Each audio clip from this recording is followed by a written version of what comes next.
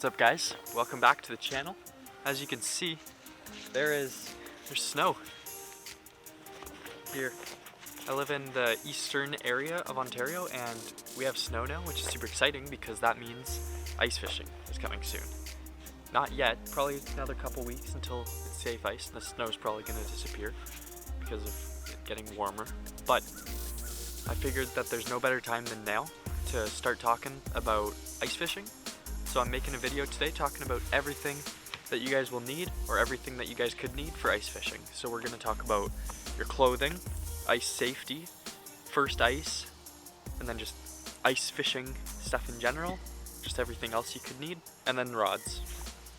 I did record this a week ago, so I'm going to be inside, I'm not going to be out here. I tried to record it outside and it was just super windy and I couldn't make it work. But that's okay. So, I hope you guys enjoy the video.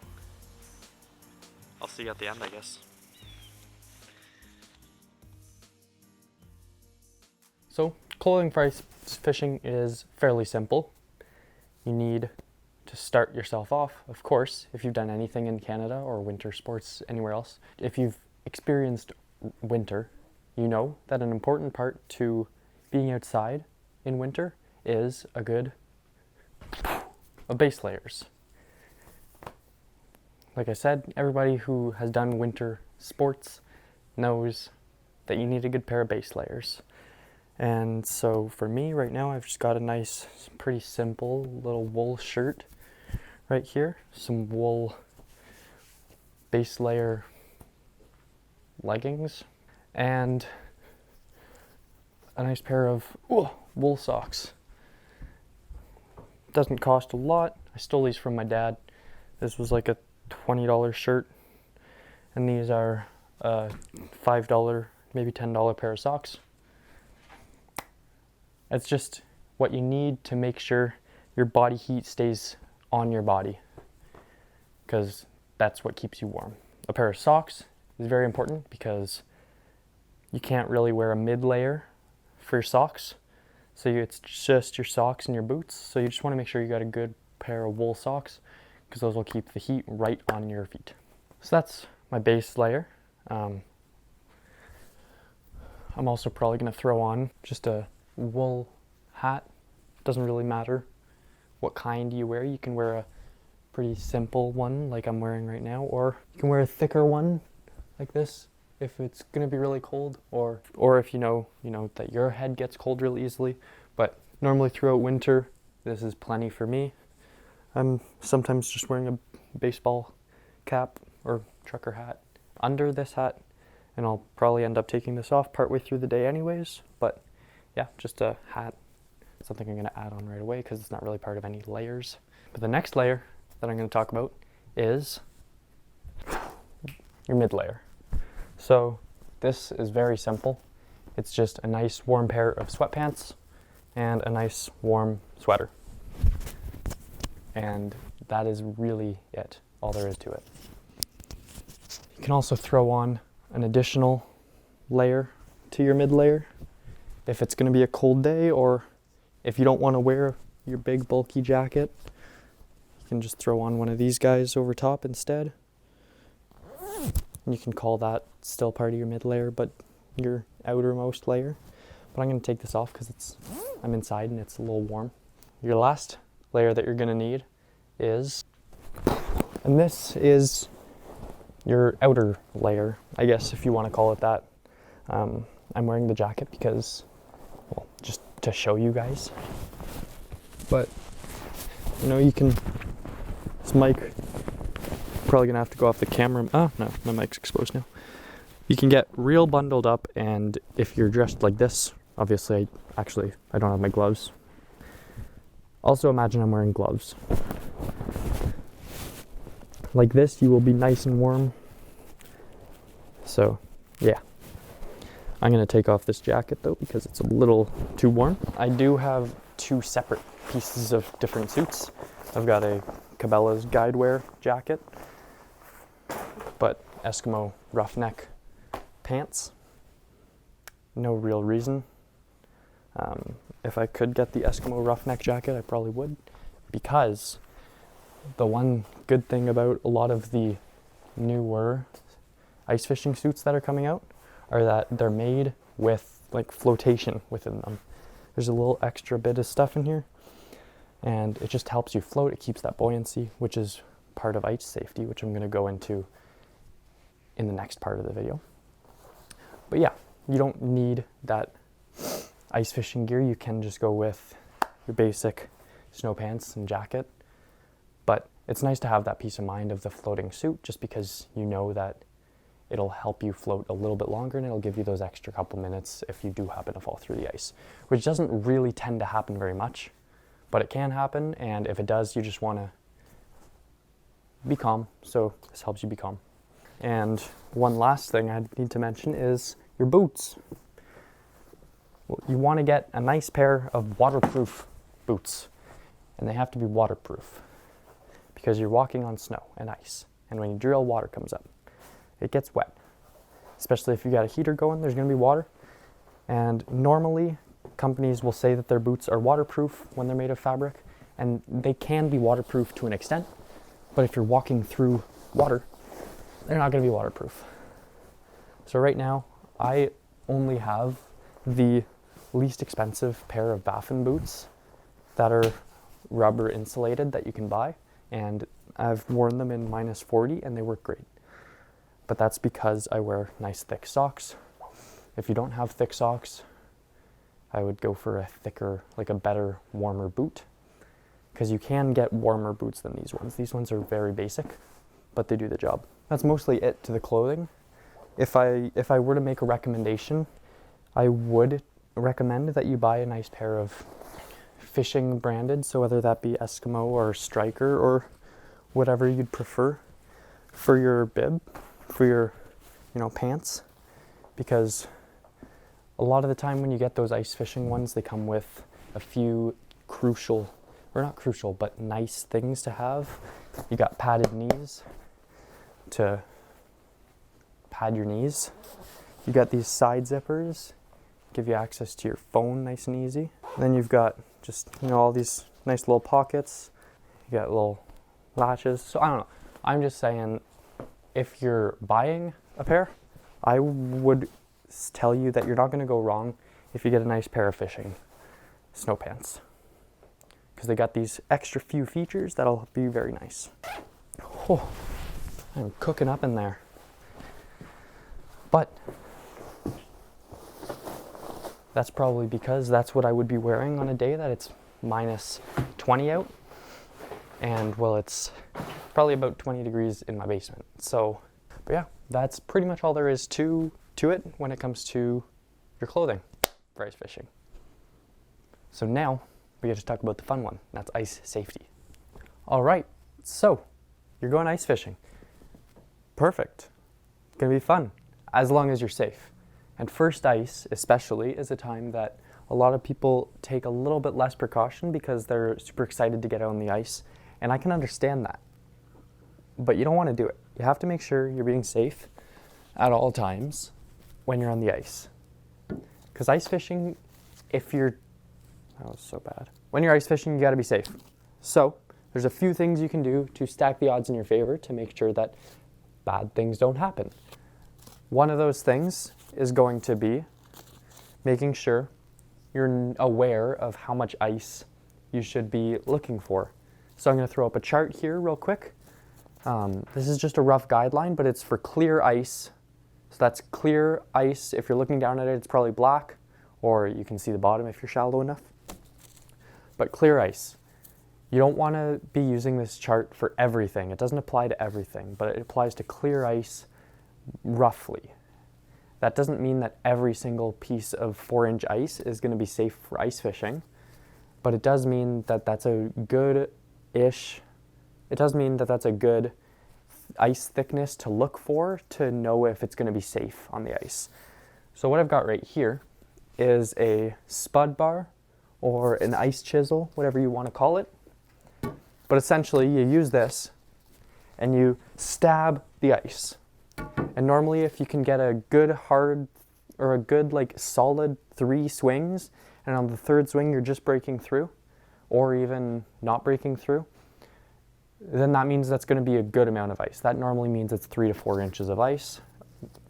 Normally a good medium to hard swing is about an inch of ice.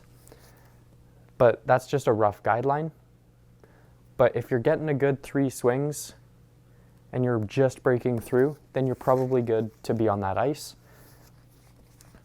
But you just want to make sure that you're checking the ice all the time when you're walking. So this is mostly regarding first ice, because when you get into later in the year and you're checking the ice right when you get to the lake and there's 15 inches of ice on there, you don't need to check every step.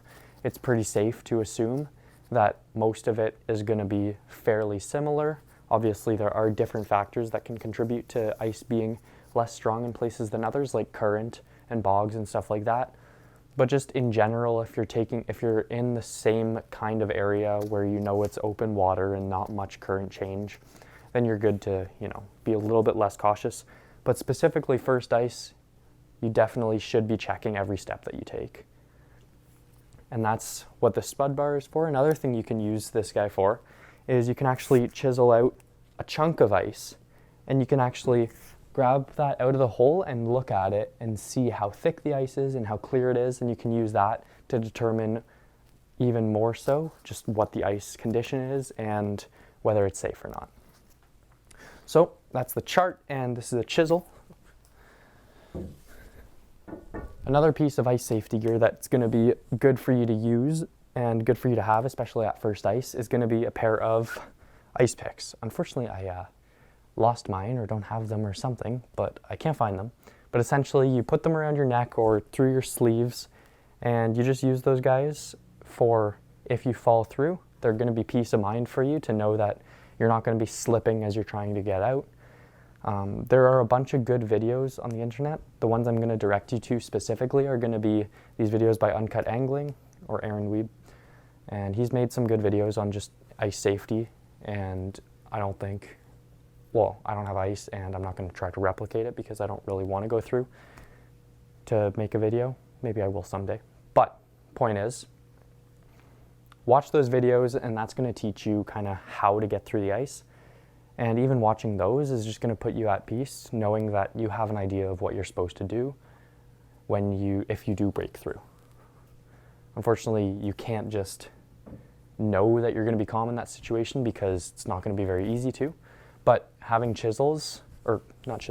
having those ice picks ready to use is a good thing to have just to help you stay more calm. Same with the floating suit from before. It'll just help you stay calm in that situation so that you're able to get out more easily and not panic. And yeah, like I said, I'm going to link those videos down below from Uncut Angling, so just go take a look at those, especially if you're going out for first ice, because of course you don't want to fall through, but you do want to know what to do if you do fall through. So yeah, go watch those videos. But that's going to be it for the ice safety part of this video, because I want to talk about what you need for first ice. So down here, I've got a sled packed full of everything that is necessary for first ice, in my opinion. Of course, there's going to be some extra things that I'm going to quickly mention before the end of this section, but this is everything you'll need for first ice. I'm going to angle this camera down here for us. So, of course, like I've said a couple times, you want the safety gear. So, your chisel, put that in there. Maybe not where your legs are going to be when you're pulling it, but you get the idea. Have your chisel in your sled. That's our first thing we're talking about. A sled is important to have because that's how you're lugging around all your stuff. Unless you have a different strategy of doing it, please let me know. But no, sleds are great. This one is just a really cheap one. It's from Cabela's. It's $60, and it's a fairly thin plastic material, so it's not the most durable sled on the market, but I've been using this specific one this is going to be my 3rd season using it, and I use them quite a fair amount. And as long as you're only pulling it through snow and like ice, you're not dragging it through rocks a lot, these sleds are not going to wear through. Like I said, I've used it for 2 full ice seasons already, with the exception of using this sled a little bit, but not even a lot. Yeah, these sleds are strong, and I haven't had any problems with them. So yeah, a sled. The next thing we're going to talk about is an auger. Now, this actually doesn't necessarily need to be on this list because technically you could use your chisel or an axe as an auger for first ice, considering there's only going to be about 3 inches of ice or 4 inches of ice if you're lucky when you go for first ice. But an auger is a nice thing to have, especially if you're drilling a lot of holes, if you're walking around looking for crappie or something, crappie or bass, or just planning on moving a lot. So I've got this hand auger right here. It's not much, but it's fairly easy to use. This one's just an 8-inch one, and it's pretty easy. It only takes about 5 seconds to get through 3 inches of ice. If you just grind down and get that ice shredded, then it's pretty quick. The reason people don't really tend to use hand augers as much towards the end of the season anymore is because there are better options. But basically the idea of the hand auger, for me at least, is that I want to be lightweight when I go first ice. I want to have less excessive weight versus when I would be going other times. So a hand auger is a good way to just cut down on some of the weight there. Another thing you could do it is just get one of those augers that are a cordless drill attachment, but that's just going to be a bit more expensive than one of these guys here. This one again is the Cabela's one, and I don't actually know what the price is on these. I think it's about 60 bucks. I could be wrong. But yeah, these ones are pretty solid. I was using this for my whole first year of ice fishing, and it's still going. But I only used it at the start of the year last year, and I'm going to use it when I go for first ice again this year. So we got that. And then, when you're drilling holes, you want to be able to clean those out. So you get a scoop. It's pretty simple. This is probably only like 10 bucks. And what I did is just taped a scale that I drew onto it on. And that way I can check how thick the ice is if I'm drilling a hole, just to have an idea, you know, whatever. But that's it, just a scoop. It's kind of key to have sometimes. Not necessary, you could just use your hand, but then you'll get cold, so don't do that. Next thing that we've got here that we're talking about for first ice is a fish finder. And a fish finder is not just key for first ice, but just like all around ice fishing. You always want to have a fish finder, unless you're exclusively sight fishing. But even then, to find out the depth of where you're sight fishing before you actually cut out a big hole. You know, a fish finder is a good thing to have. Right here, I've got a Garmin EchoMap UHD 7. And I don't have live scope, unfortunately. I just have a GT10 transducer there. Nothing too fancy. This is probably one of the higher end 2D models I would go for before just switching completely over to live scope. And hopefully I do get one someday, but probably not this year. So this is the fish finder I've got. I'm just gonna show you guys how I typically run it when I'm ice fishing. I normally just run a flasher as well as a 2D at the same time. I just have it on the display setting right now, so you can kind of actually see things happening, although it wouldn't be moving this much when I'm ice fishing. That's what I'm going to be running for my unit this year.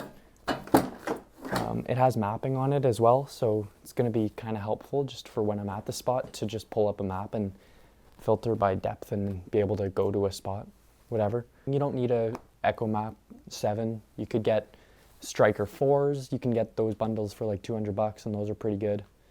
Of course, if you have a live scope, you're probably going to be using it. But you can also get just flashers, the individual flashers, and those are pretty cheap too, depending on which ones you get. You can get some small Markham ones for probably about the same as you would get a Striker 4. And those are going to be great, well more than what you would need. So you don't have to get a big fish finder. You can get a nice simple one, but you definitely should have something. You can get them secondhand. I've sold 2 Striker 4s this year. So yeah, I would recommend, I don't think you should go ice fishing without one. Unless you're only sight fishing, I don't think you should go out without a fish finder. They're very good to have. And for first ice, there isn't real much else to talk about other than, of course, having some rods. When I go for first ice this year, I'm going to be going for brook trout. That's it. I don't know why I did a finger. I'm going to be going for brook trout. But I've got 3 rods here, probably going to be bringing 1 more. Fishing for brook trout, I'll probably bring some jaw jackers, which I'll talk about more later. We're going to be doing a sight hole, so I'd also be bringing a shelter, which I'll talk about in a minute as well. But yeah, you'll just, for first ice, obviously you're gonna need your rods. That's how you catch fish. Unless you're using a tip up for pike or something.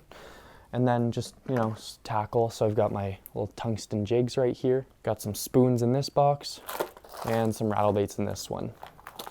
And then I'm just throwing those all in a bucket. You don't need to get a rod locker, really. You can, and they're nice.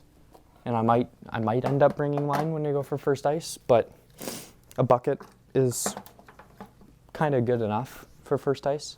Like I said, you don't need a lot. You want to pack pretty light.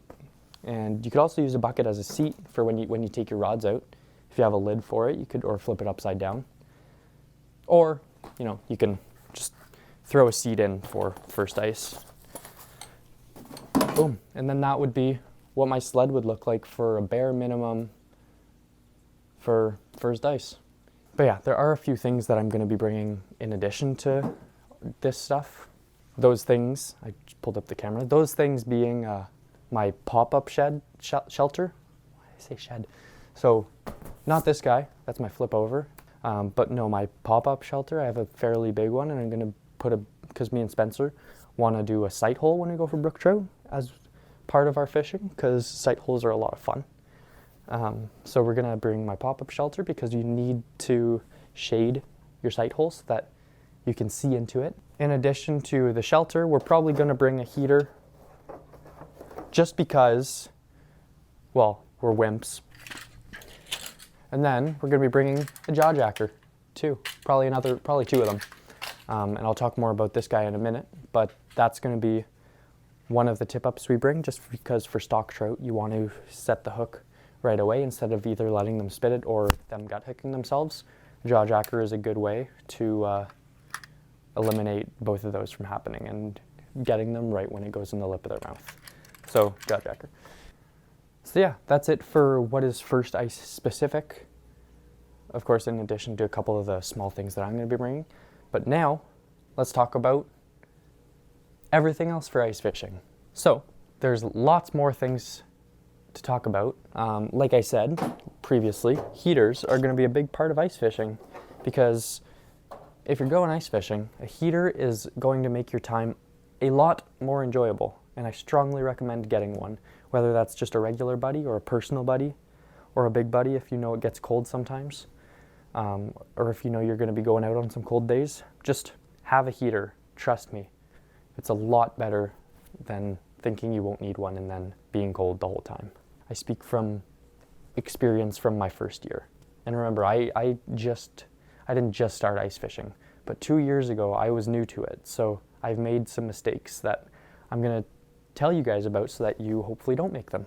But yes, heater, and then like I said, a shelter. I have one laying down on the ground over there. That's my pop-up over there, and then this is my flip over. But you'll probably want a shelter for when you go ice fishing because a lot of the time you can't be outside all day. Battery dead. But yes, there are going to be days that it's just simply too cold for you to not have a shelter. So get yourself a shelter, and when you're buying a shelter, there's going to be kind of two main materials that the shelters are going to be made of. There's going to be ones where it doesn't specify, and then there's going to be ones that say that it's thermal. Buy the thermal ones. Just buy the thermal ones. They're more expensive, depending on the ones, by about 20% more expensive, depending on the shelter. But believe me, you want to get the thermal material. We actually bought one, me and my friend Noah, we bought one, and originally the website said it was thermal, and then it got to us and it was not thermal. And it's just, it does not keep heat within the shelter very well. And so you're going to end up going through a lot more propane, and you're going to have your heater on high, and it's not going to feel like it's high compared to what it would be like if you had a thermal shelter. So just believe me and buy the thermal shelter. It's going to pay off. It's going to be a lot better. You're going to have a lot more fun ice fishing by keeping the heat in your shelter. Another thing you're going to want is going to be a drill, because you're going to want to peg down your shelter sometimes. So right here, this is a cordless drill that I stole from my dad. because he doesn't need it anymore. But because I'm not using my drill to drill holes like as an auger, it doesn't really matter. All I'm using this for is to use the drill adapter to peg down my shelters easier and quicker. Depending on the shelters you buy, they'll come with these ice anchors, or you'll have to buy them separately. Either way though, these are the ice anchors that they'll come with, and essentially they'll drill all the way down, and then these handles are going to be just how you loosen them and how you tighten them, and if it's for the straps to hold them down, they'll hook around this. But yes, you'll want to bring a drill because it'll make it a lot easier. You'll go and it'll be done, versus when you are drilling those in by hand, sometimes it is very difficult. And depending on how thick, like how hard the ice is, how cold it is outside, they actually just won't go through sometimes. I've literally bent one like pretty seriously, like probably about 45 degrees, trying to just crank it in, and it just wouldn't go. So yeah, bring a drill for it. If you're already using a auger with a drill, then it's going to be perfect for you. If not, you know, you might have a drill lying around your house, or if not, you don't need to buy an expensive cordless drill, just a cordless drill, because it's not going to put really any stress on it, and you just want to get those anchors into the ice quickly. Because also, you're probably drilling down the ice anchors when it's windy outside, and so you'll want to be quick about it. Another thing that you're going to want a fair amount of the time, depending, I mean, not even really species dependent, but is going to be some live bait. Or dead bait, depending on where you are in regulations. I know in Quebec, the regulations is that there's no live bait, only dead bait. But this is just a like live well that I have been using. It comes, or I have a thing in here that I attach to a aerator to keep my minnows going a bit stronger. But yeah, just this is my representation of live bait for minnows or leech or something else that you'd want to use. Tip ups. I already quickly mentioned this one, but I'll pull it out and set it up real quick for you. Jaw jacker. It just sits over the hole. This is the hole here. Your rod's in here. It's attached to a piece of thread that's attached to this. And then when your line sits in this little hole right here, and when the line pulls it down, that releases and the rod sets on itself, or the rod is bent when it's sitting in here, and it just extends, and that hook sets the fish for you. And so what that's good for is when your bait is small.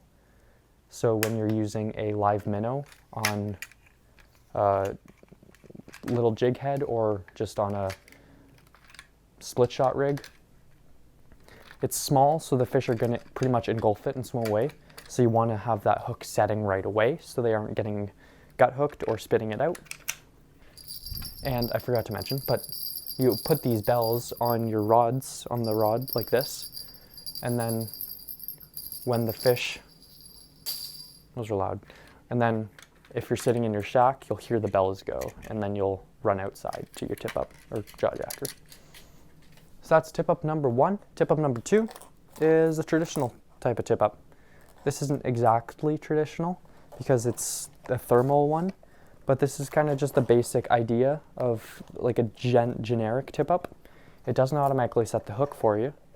What it is, I've got a quick strike rig on here for right now. It was from when I was going for pike. But you basically set it up just like this. Forgot how to set it up for a second there. That was almost embarrassing. So basically it's like that, and then when the fish is pulling on the line here, boop, that spins. I'm pulling the line right now. That spins and it releases the flag. And so then if you're outside, you can see that the flag went, or you can put bells on the flag if you wanted to. But basically, like I mentioned before, the jaw jacker is the only one that automatically sets the hook. This one does not set the hook, and so as you might be able to tell by the rig I've got on there, this is like a DIY quick strike rig with those two treble hooks. It's for a bigger bait. Normally a fish won't inhale a bigger bait and take off. And so this thing is going to be good for if you've got a bigger bait, I normally use these for pike and potentially lake trout, but I'd probably rather use the next type of tip up for lake trout. But yeah, and then this is basically just tip up line. You can get specific tip up line, or you can use really thick, just regular fishing line. But essentially, I think this is 80 or 100 pound tip up line. So it's nice and thick, just so that it isn't slicing your hands when you're trying to pull it. But that's basically it to this tip up. As you see the flag, you run over, you take this tip up out, and then you start hand lining the fish. And so that's tip up number 2. And then what I've got here for you is an iFish Pro. So this is tip up type number 3. It's a little bit of a mix of both of the ones that I just talked about. So what we've got here is your rod stand, and that just basically sits in the snow. This part goes over the hole. This is attached to a trigger on your rod, which I will show because it's still on my rod when I'm going through my rods. But essentially, when the line is pulled, it'll pull this, the trigger will pull this. It's strong. And it'll release that flag. And so it's the same idea as the previous tip up. It doesn't set the hook for you, but it has your rod sitting in there. And so then you just leave the bail open, and then when you see that flag fly up, you run over, you grab your rod, you close your reel once you see them peeling line away, and you just reel into them, and then you're on. And then you pull this off the hole and get going. But yeah, that's tip up number 3. I don't really feel like explaining it a lot because that was already pretty long, but I did talk about all these different kinds of tip ups last year at the end of the ice fishing season, kind of when I started my channel. I went out for pike twice in a row, and I talked a little bit about the different kinds of tip ups then. But yeah, this is tip up number 3 and iFish Pro. As you might have been able to see out the corner of your eye throughout this video, I do in fact have another auger. This is a Ion R1 electric auger. It's not the nicest Ion that exists. It still has a metal flight, so it's not like the lightest auger, but it's going to be heavier than your gas augers. And it's super easy to use. It has reverse. I'll give you a little demonstration here.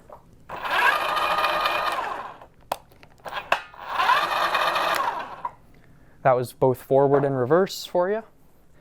And yeah, it's super easy to use. The reason I went with an electric one is because you can drill in the shelter.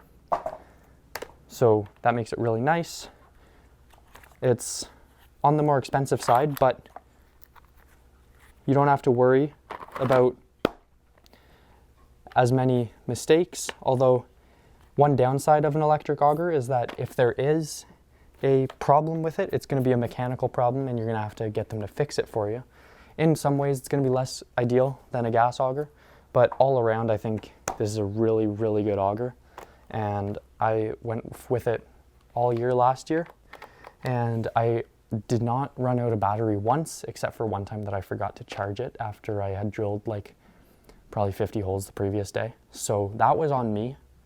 But basically, yeah. Electric auger. This is the Ion R1, and I love this thing. And this is a 10-inch flight, and so that's what I like to use pretty much all the time. But when I'm going for walleye, I'm normally fishing for a bigger walleye, so hopefully I would be getting a fatter walleye. And sometimes when you're using an 8-inch hole, you might have problems getting a big walleye through it. But then of course also, if I'm fishing for big pike anywhere or lake trout, you want to have that 10-inch hole just to be able to get them up. The bigger the better. And then with a bigger hole, I do have a better scoop that works better for my bigger auger. So essentially, this is a 10-inch or like 9.5-inch circle. You just insert it down the hole like this, and then at the bottom of the hole, you open it up, pull it on through, and it takes all the slush out of there in one nice sweep. When you get really deep holes and you're using a smaller scoop like the one I showed before, it can take a while, to be honest, to get all the slush out. So another little thing here that I got is going to be something that even some more experienced anglers might not be using yet, and that is a foam mat. Specifically a number of them. These do a really good job. You just set them on the floor and it keeps the cold from coming up. When you're on ice and really cold water, obviously there's going to be cold air trying to come up. And so this will essentially just act like another wall of your shelter on the ground, and it'll insulate you from the bottom. And let me tell you, I've compared side by side, or not side by side, but I've gone out one day and I forgot my foam mats. And so my feet were just on the ice. And although it might seem silly, the next day I did bring the foam mats and I was standing, or I had my feet on them all day, and it was just incredible. My feet were not cold at all. So yeah, you can get a good number of these for not too expensive. I think I picked this one up from Canadian Tire, but I think you can get even less expensive ones. So yeah. But yeah, get you some foam mats. They're really nice. They're not too expensive, and it's a good way at keeping yourself warm. Only a couple more things here before the rods. So another thing you're going to want is a shovel. Yep. The reason you're going to want a shovel is, well, there's a couple. You're going to want to clear out that space that you're going to put your shelter, and you want to just be efficient at that. As well as clearing out the space that your shelter is going to be, you can use the shovel to shovel snow onto the skirt of your ice shelters. So I don't know if you can see that, but down there, there's a black layer that goes around the entire shelter. And if you throw snow on top of that, it just does a really good job at making it so that the warm air can't sneak out the bottom and that the cold wind gusts don't get up underneath. And so that just, again, is another thing that helps you stay warm. So shovels are great. They're going to be a lot more efficient than using your feet or whatever else. So I would definitely recommend bringing a shovel. And I already briefly talked about different kinds of fish finders that you could have. Flashers. They've got traditional fish finders. We've got a live scope. And then last thing we got here is an AquaView. AquaViews are really fun. As you can see here, it's a nice little compact setup. It just fits in that bag that you got, and then this camera, just literally, it's a camera underwater. So this little guy, when you open this up, you can turn it on, might as well. And just like that, you're seeing everything that I'm seeing. Of course, you can adjust the settings on it, but yeah. And it works slightly better underwater, but there's me. Hi. If you're on a dirty water fishery, I might not recommend it, just because you might not really get much use of it, out of it. You might not see very well out of it. It's still a really fun tool to have, and let me say, an AquaView, in my opinion, the AquaView is the best way to learn different fish and their behavior. With your different graphs, you can see them move up and down. With live scope, you can see them moving, side to side and whatever. But with an AquaView, you can actually see their specific movements and how they angle themselves and all this different kind of stuff. And it'll just actually be a really beneficial tool to learning more about fish and how they act. So yeah, I would recommend an AquaView. Plus, honestly, in my opinion, it's by far the most fun fish finder. It's so much better than all the other ones, in my opinion, in so many ways, because you can just, it's so much fun to see those fish hitting your lures for real versus just the sound reflection of it happening, which is what regular transducers do. The last thing that I'm going to talk about is very simple. I'm not even going to really talk about it much, but just a light to go in the roof of your shack. I've got a couple different ones that I've used and more than this, but oh, this one's dead. Nice. Yeah, this one kind of died last year. I've got this one, which is kind of cute. It's a nice light. Oh, what's happening there? A nice light. It's flickery. I might have to change the batteries. It has a high, low, and a warm setting, but then it's also got a little fan with a high and low setting. And so that'll just help circulate your air. So I actually really like to use this one. But you can get just, different lights lights are an important thing to have in your shack. Of course, you're not going to need it all day. You can just open the windows. But the lights, you're going to use them for the last couple hours of the day normally. So it's a good thing to have. So yeah, that's pretty much it for everything that there is for ice fishing. And now, my favorite part of the video, we're talking about rods.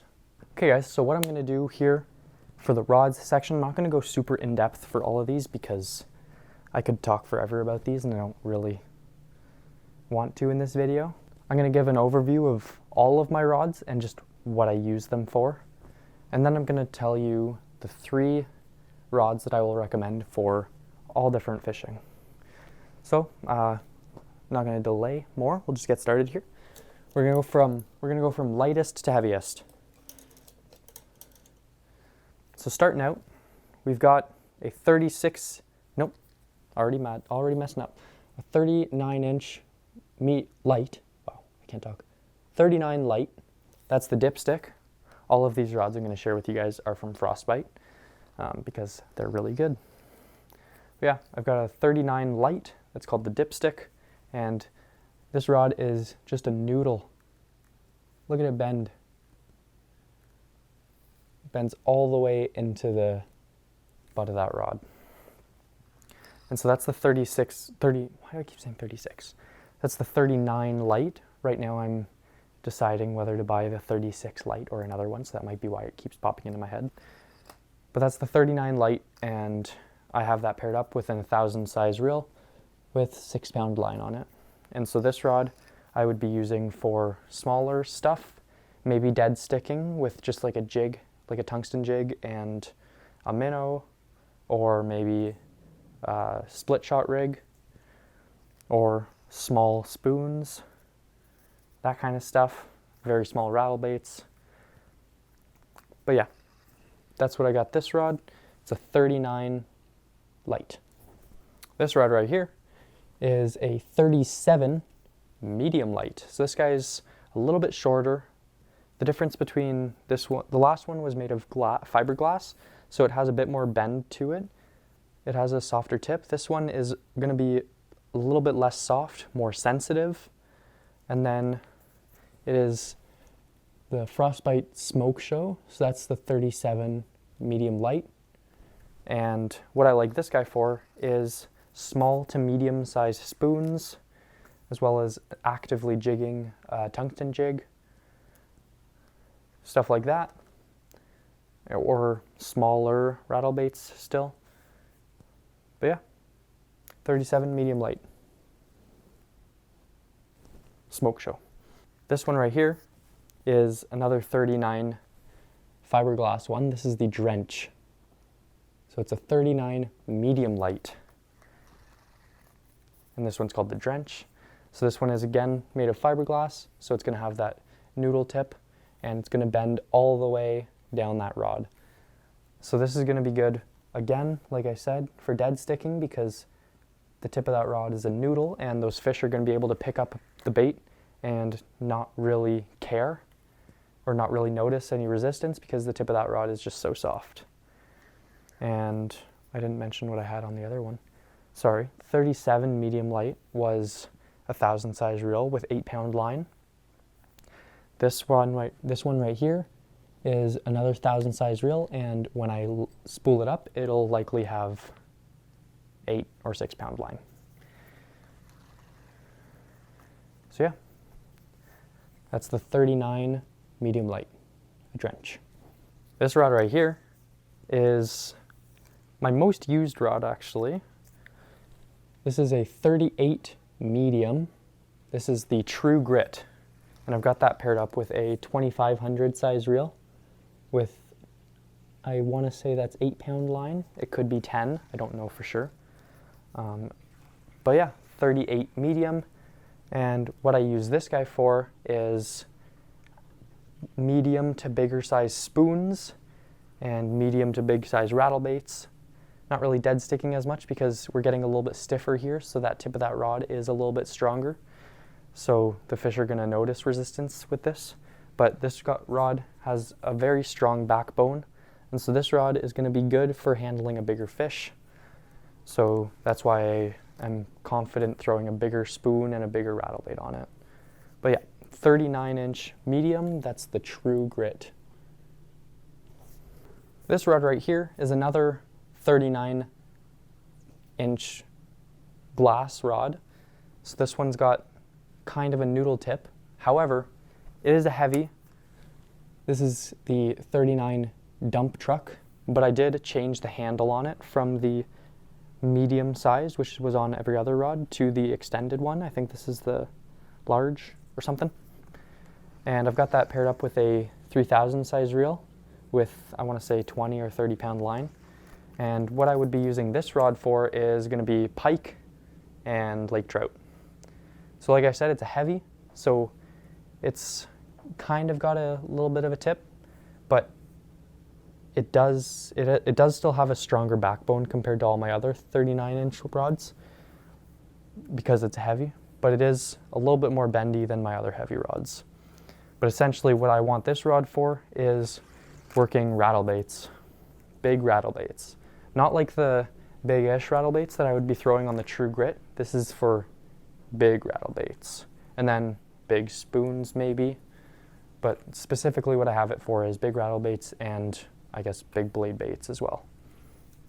But yeah, that's the 39, but with the handle extension turned 42 dump truck. And then I could go over them separately, but they're the same exact setup. These two are 43-inch Mr. Big. And I've got those paired up with another, again, 3000 sized reels. I believe these ones are 30 pound line. Those are both the neck saves. And this one, as you can see by the trigger on there, this is the one I use for the iFish Pro, the tip up that I talked about earlier. And so this one I would be using for dead baits and stuff, using a quick strike rig on them.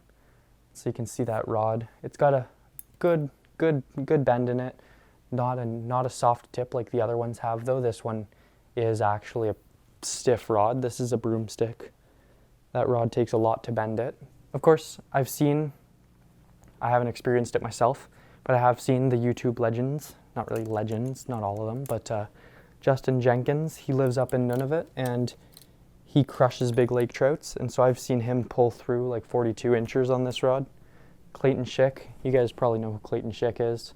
He's crushed some huge lake trouts. Aaron Weeb, Jay Siemens, other guys. Just basically all of the ice fishing YouTubers you would probably be watching if you pulled up an ice fishing video. But yeah, those are the 43-inch Mr. Big. Those are both heavy graphite. So they're pretty stiff rod. What I use this guy for is the iFish Pro. That's why I have the iFish Pro trigger on it. And then what I use this one for would be bigger spoons, bigger jigs. Like I said before, I have the other ones for I have the dump truck for rattle baits and blade baits. And so this one I just have those baits that don't really vibrate as much. That one absorbs those vibrations better because it's softer. This one is more sensitive, but more solid. So it won't really, you can definitely use it for the rattle baits. I've seen it done, but it works better when you're using it on a jig or a spoon or something like that. That's just slightly more sensitive and less vibratey. But yeah, that is the 43-inch Mr. Big. All right, so that's it for all of the rods. Now I'm just going to go over the three rods that I think you should get if you're only going to get 3 to cover you for every single kind of main species of fish that you can catch through the ice. So we're just going to go ahead and start. We're going to go with the lightest one first, and we're starting off with the dipstick. Yep. So this rod is great. Like I said before, 39 inches, so it's nice and long so it can absorb those head shakes. It's also made of fiberglass, so it's got that super soft rod. It's really flexible, and it's got that noodly tip. The whole rod is kind of a noodle, to be honest. But this rod is really good, and it fights those big fish pretty well. surprisingly, despite the fact that it doesn't really have much of a backbone. It's pretty similar to the drench, but just a little bit softer. But the reason I'm choosing this over the drench is because with this one, you can actually fish for those small panfish. So I'm talking crappie, I'm talking perch, I'm talking white bass. This rod doesn't have too much strength in it, so it won't be bending out your small little hooks. And so that's why this rod is going to be a good player for if you're fishing for small little fish, you're using small lures, I would use this rod. But then as well, it's got that noodly tip to it, and so this rod is going to be great for dead sticking when it comes to walleye. You throw this with a small tungsten jig or maybe a split shot rig, and if that fish picks that up, it's not going to feel that's attached to a rod at all. This tip is going to take anything that fish does, and the fish isn't going to feel it at all. So you'll see the tip moving, but the fish won't, and so you can just pick it up and lift and go. And so that's what you do with a dead stick, and this rod would be great for that. I've caught some pretty big walleye on this, like mid 20 inchers, as well as some decent pike, like also mid 20 inchers. And this rod has stood up to the test. I do throw this on 6-pound test, 6-pound braid to 6-pound mono normally. And so that can be a bit of a disadvantage when you're fighting those bigger fish. But you just take your time, get those fish up the hole as they come. And as long as you don't try to crank your drag too tight, you won't break off. And this rod is really nice, and it can cover you from small panfish all the way up to some pretty big walleye. The next rod we're talking about here is going to be my all-around, one of my most successful fish catching rods, and that is going to be the True Grit. So this is the 38 medium, and this rod is my go-to rod for when I'm using rattle baits. Oh, my face. This rod is great for rattle baits. It's pretty darn sensitive, so you can feel pretty much everything that happens on there. This one is made of graphite versus the fiberglass of the last one. And so with this rod, you can do most things. That rod isn't as tip sensitive as the other one, but you can use it in combination with your dipstick. You can use the dipstick for your dead bait, and then use this one with a rattle bait or a jigging wrap or whatever you might want. This rod is really good, and it's got a super strong backbone. So if you are running into some big fish, you won't have any issues with that with that strong backbone. You could fight a medium-sized lake trout on there, and you'd be fine. And of course, the reel I've got that paired up with still is 2500 with some 10-pound test, probably. You could probably get away with 8-pound test if this was just for walleye, but considering you might be using this for pike and lake trout as well, I would say just go with the 10, maybe more, like 12 or 15. But all in all, you should be okay with 10. I wouldn't specifically target lake trout with this rod, but if you do hook into one, you'll be able to get it up. This has got a good enough backbone for that. And then the last rod of the 3 rods that I think you should get, the Mr. Big. This rod is very solid. Like I said before, this rod isn't my first choice when it comes to throwing rattle baits. I would rather the dump truck for that situation. But you know what? It's a pretty good rod. No, not pretty good. It's a very good rod, and it can handle the rattle baits, and it can handle some very, very big fish. There are some situations where you might want to go to the extra heavy, the slugger, which I actually don't have one of. But all in all, this can catch you just about any big fish that you're ice fishing for. There are many fish that you couldn't pull up through a hole that you would hook into with this rod. And like I said before, this is a 3000 size reel with some 30-pound braid. That way you just don't have to worry about your gear. You don't have to worry about your line when it comes to fighting those big fish. You can just focus on fighting the fish. And like I said, this rod will work great for just about any big fish, and that includes throwing the baits for them. So this will cover you from your jigs to your spoons, rattle baits, blade baits, dead baits. It'll do just about everything. So the Mr. Big is my last recommendation for the 3 rods that you need to cover you for just about anything for ice fishing. Of course, depending on what kind of fish you're more specifically targeting. Maybe you don't have lake trout and pike in your area. Maybe all in all your fish are a little bit smaller. Or maybe you don't have smaller fish and you're only going to be going after big fish. You know, you can do some research yourself, but just err on the heavier side or the lighter side depending on what. There's plenty of videos out there that'll tell you which rods to get. But if I'm recommending 3 for everything, those are the 3. So I don't actually really have much else to talk about. So that's going to be it for today's video, guys. All right. Well, guys, I hope you enjoyed that. I hope you learned something. I hope you're excited to go ice fishing. Yeah, that's it. Make sure you're being safe if you go out early in the year. Always check the ice. Always take all the precautions like you need to, like I talked about in the first ice section. But yeah, that's all I got. I'm really looking forward to first ice. I'm going to be going for brook trout, like I said, and it's going to be a blast. I wish everybody a great ice fishing season. Be safe on first ice. But yeah, that's it. I'll see you in the next video. Like, subscribe to the channel if you're new. I'll see you in the next one. Peace.